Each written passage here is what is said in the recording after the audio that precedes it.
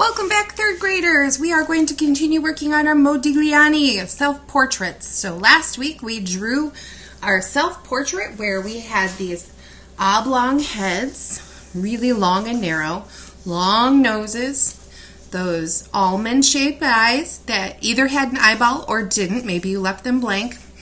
They have that mouth that looks like they just sucked a lemon, the long neck, small rounded shoulders, and then the hair, however you chose to do it. We talked about some shorter options for boy hair. We made it into longer options for girl hair, but we didn't fill in all of the details. So we're going to talk about that a little bit today. Now, Modigliani used fairly natural colors, and they were often very subdued. So they were very, dull. So we're not going to be using bright oranges and bright greens. We are going to use some darker greens if you want, or darker oranges. We've got some black. Remember I said we're going to go in and put that black outline when we're done.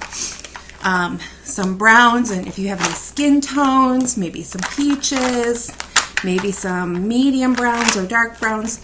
Whatever you have, we will go ahead and use. And then grays are great.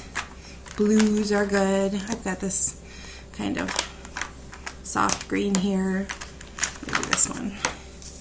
Okay, so I picked sort of softer colors to use instead of browns. Now we're going to go ahead and add our color to our piece, and I will come back and talk about the hair.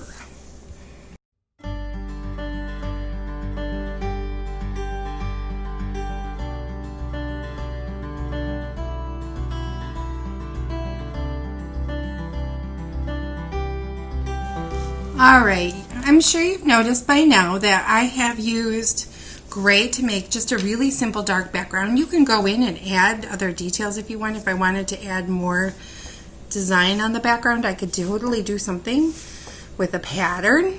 That's okay. It still is subtle, which means that it's not taking away from the center of the portrait, but we could do something like that. I've kept it still very simple. My picture has purple. We want to make sure that we notice that we come in and we cover up all of the white. So if you notice that you still have a bunch of white shiny paper shining through on your crayons or colored pencils, then you need to go back over and try one more time. And one easy way to do that is to do a little cross hatching, which means that you are crisscrossing your line strokes. So the first time I colored the shirt, I colored it up and down, and now the second time I'm coloring it, I'm doing it on a diagonal so that it covers all of those white gaps excuse me, from the first time. You can also mix colors. If you're noticing I'm using two different colors of purple here, that's fine too. You could add a design on your shirt if you want. That is fine. Now let's talk about the hair. So my hair is kind of a light brown. So I'm going to go ahead and put in some, I have two colors of brown, a dark brown, a lighter brown, and I have got a yellow. If I wanted to, I could also add a little peach color to it. So you can mix these colors. So I'm going to kind of go in with just a light bit of brown. And I'm following the direction that my hair would naturally go, right? My hair would come down off my forehead, and it would come down. And you can see I'm almost drawing hair coming straight down. My hair is straight. I'll talk about curly hair in a minute. So I'm getting that in, the basics, nice and straight. If you did braids or ponytails, you could include that as well. Now I'm going to come in, and there's still some white spaces, but now I'm going to come in and I'm going to mix it. I'm going to mix in some of those darker browns.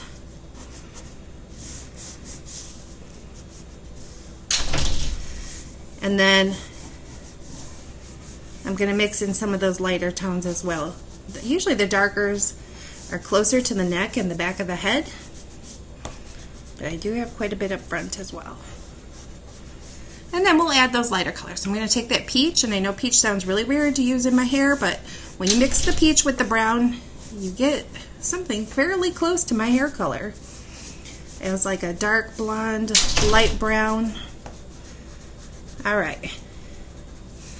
And that's it. If you want to add a few more details, you can. If I wanted to add just a little bit of color to my cheeks, I could do that. You know, still nothing major, just a little bit. And then you're going to take a picture and turn it in when you're done. All right, let's talk about curly. All right, let's talk about boy hair. So if we've got, or even short girl hair, either way. If we've got short hair, depending on what color it is, we talked last week about just drawing the outline in. Now this week we're going to actually come in and we're going to draw the hair. Now remember, we're going to think about how our hair goes. You know, it comes from the top of the head and it comes down. And you're going to do the exact same thing that we did for that long hair. Mix it up a little. Maybe your hair is a little darker than mine, so you might have a little bit of black and brown in yours because it's really dark.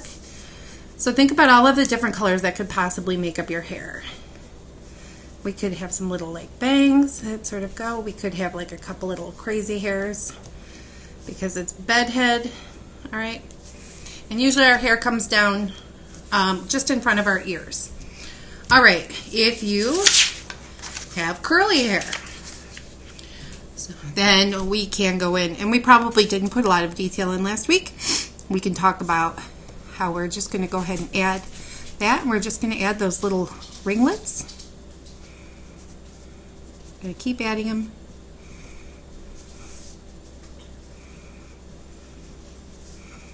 We're just doing those little loop-de-loo lines and those little up and down wavy lines.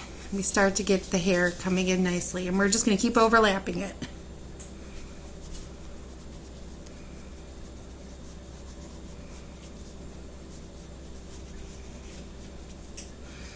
It's not all perfectly round, you know, so we're going to, and then we're going to add a little brown in there because nobody has perfectly black hair. Even if it's dark, it's usually a darkish brown. Some people, I'm sure, have black hair, but most of the time there's a teeny bit of brown in there, and that'll help soften it up. Let's also talk about skin tones. So I showed you an example with the lighter skin tone here because I tend to be very fair. If you are more tan, you may have brown skin tone.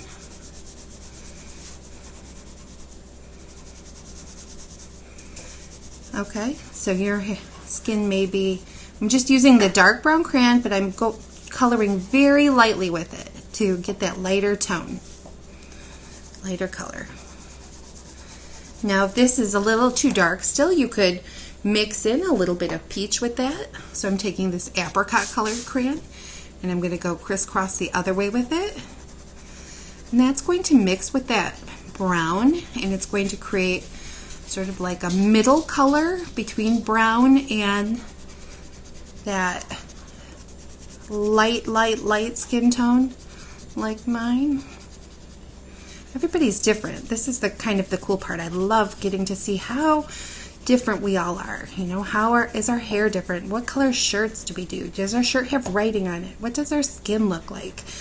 This is where self-portraits are really important in helping us show the world what we look like. So you can see that this is just that apricot crayon straight. This is that apricot and brown mixed together, so it becomes a little bit darker. Now if you had really dark skin, you might go in a little bit darker yet and put that in. And we can see yet another shade. So, depending on where you are, we're going to try our best to match. Now you may have a little bit of rosiness to your skin, so you may want to put in a little bit of red there. You may have a little bit of yellowness skin, so you may want to mix in a little bit of yellow. We can still go in with that same peach color I used for the cheeks and put in that cheek tone to show some of that peach color. Get the lips in. And then your eyes can be handled however you want. Okay, so I cannot wait to see these. You're going to take a picture of them, submit them in Schoology. Your picture should be complete. Your whole portrait should be colored.